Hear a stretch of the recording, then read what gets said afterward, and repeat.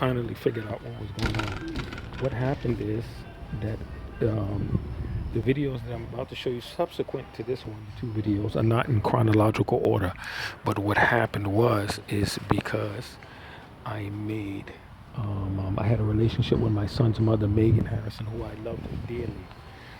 And my son's mother became pregnant with my son, Jamie, in Vancouver, Canada, and actually Surrey, British Columbia. What happened was U.S. officials with Canadian link, what happened was they got angry over the Canadian aspect, which is why the Sufism connected Latino brother who was from Puerto Rico. This is why he warned me long before I met Megan Harrison. When he was talking to me in the early 2000s, I think, or in the late 1990s. And he told me, mid-1990s.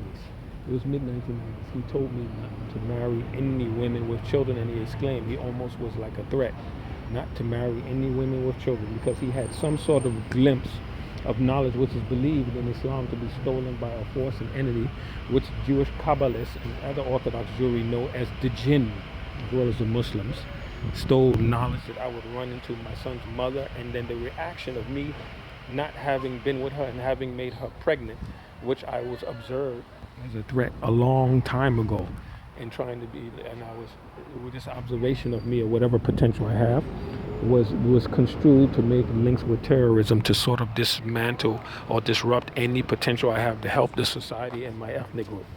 So what they do was, when I made her pregnant, made love with her, but I married her before I made love with her, because in Islam there's no try before you buy.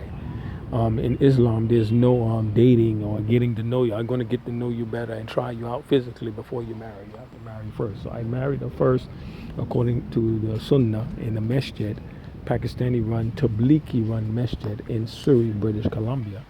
Not to my knowledge of what Dawood Cirillo witnessed. What he witnessed was with the jinn was the reaction to me marrying her. This is the type of height that I prefer in women, but I prefer them younger, or a certain type of form, which I do have somebody I love in Asia, but I can't get to Indonesia. I can't get there because I have no money, and it's not safe.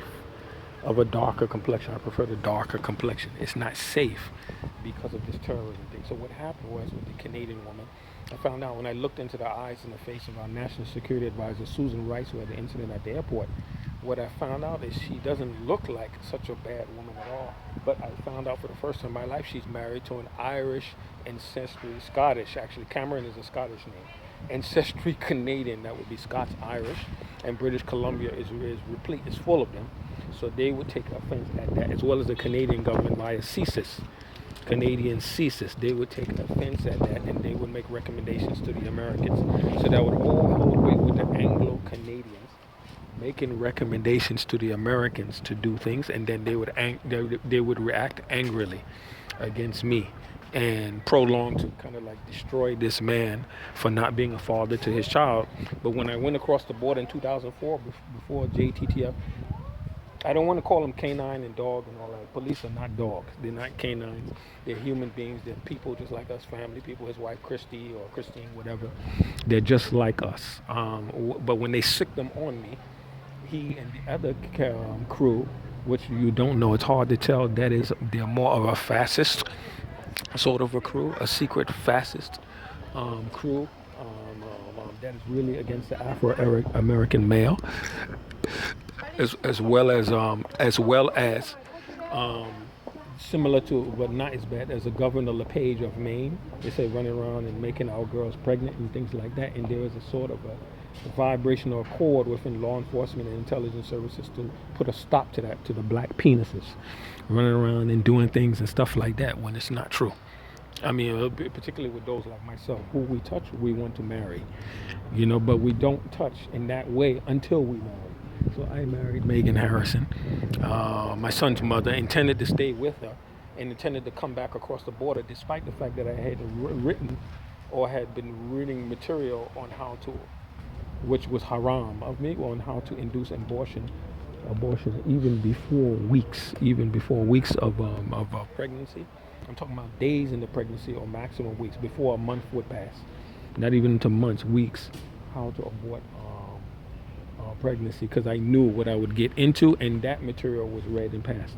With a detective FBI agent Dan Ramos, and the really angry Texan ancestry, but based in Seattle, Mark Melier. Really angry because you could feel when he was grabbing me in my hands. Really, really angry at the nigger, so to speak. So they have acted viciously against me, but they have given other people who are foreign ancestry a free pass to do things, culminating at the worst of it with the Orlando shooting and with the San Bernardino shooting. So the vibration of Susan Rice being yelled at the Chinese national security official, being angry with Susan Rice, is kind of the reverberation of it coming back. And then the retort back to it was this gentleman getting angry at the center, right next to me, and started saying, "Do I know you?" It actually originally started with, "Do I know you? Have we met before?" And he said it angrily, and I said, "No, I haven't, but it's a pleasure meeting you now." And then he reacted with, "Yeah, because you're following me everywhere." And then he started into, "Everywhere I go, you seem to be there. Everywhere I go." And this is the first time I've ever met him. I've ever seen him. So sometimes those types of events, once they know the IP address or repeated IP use of a particular location or locale, then they can create a scenario upon tracking of the car on the person's phone or in the person biologically, which I'm not sure they have that technology to put it within food or granular level tracking, and then to induce an event that looks random or looks crazy, but it's an induce, or somebody come in like a mugger or something like that, and inducing, if you can't fight, a stabbing.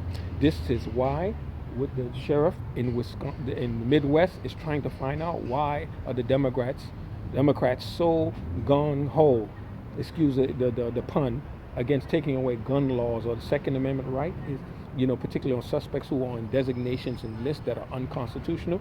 I am the primary case that this sheriff in the Midwest that he's trying to find out. I'm the primary case that he's looking for, that he's trying to find out. He's trying to find out why, what's going on, and why this is going on. It's because they want to set up scenarios to where they can harm people that happen to be within the suspect matrix that are disliked by high-level national security officials, and they want to teach them a lesson, to create scenarios of a mugging, of assault, of brutality, rape, insanity, when these people are actually third-rate Oscar Academy Award nominees doing good acting scenarios, and they'll start with this. This is the danger that Edward Snowden, Senor Snowden, as he called by the Ecuadorians, Senor Snowden. This is the danger that he's warning about. He's been telling you about this. And he warned you that once it's rolled out to you, you're not going to like it out. Trust me, I'm an experienced. Once it's rolled out to you, you are not going to like it. It's very, very unpleasant.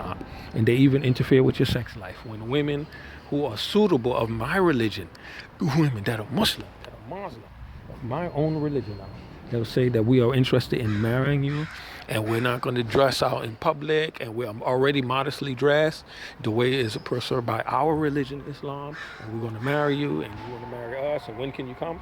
They use the authorities of that country, linking IP addresses, communication, traffic, whatever, particularly non-encrypted, to visit or to intimidate the said party or woman, grown woman, that this nigger, this person, as referred by the U.S., or if the closest colonial proximity is England, British Commonwealth, then it would be the U.K.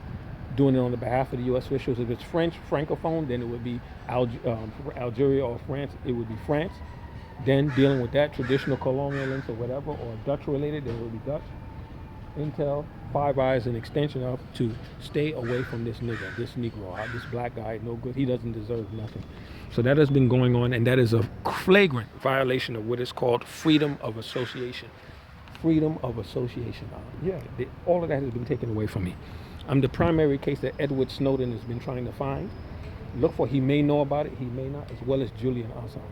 The primary case, but I have no way to communicate with them, as I don't know how to communicate encryptedly. I don't know how via the desktop to use encrypted communications. I don't know how to do it, and the thing is, most devices are personalized. It's a big problem, man.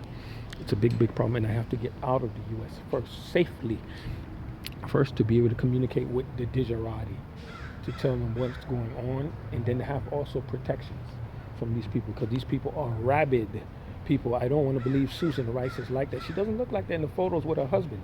She doesn't look like that, but whoever these people are, they are rabid, vicious people. And in the country, if I go to try to marry outside of habeas corpus or sans lacking habeas corpus, I'm a big problem. You probably put drugs in your pocket, you put anything and say you drug use, you trafficking, you use, yeah, big problem, man. Big problem, man. This is a nasty thing. It has to be gotten to the bottom of it. And this is linked to the Colin Kaepernick type of protest and standing up for our rights, for our humanity, and it has to stop, it has to be exposed, and people have to be made accountable. But I don't want arrests. I don't want arrests. Maybe cash and some money. I don't want anybody arrested. I don't want anybody dismissed and fired. What I want is the list of the people involved, decision makers along the list, the ethnicities, the ages, the places of birth, and the genders, not their exact identity. I want all of that published. The place of birth, age, ethnicity, the nationality, gender, and so on and so forth, but not their exact identity. That will tell you enough about the bias that's involved, and that I have to undergo, which I could have done so much, and now I'm deteriorating. Yeah, I'm deteriorating out here on the streets of America, and my life it seems as insignificant, but if somebody else is on the streets goes through something, they get all kind of international attention and respect, but I get none. What does that tell you?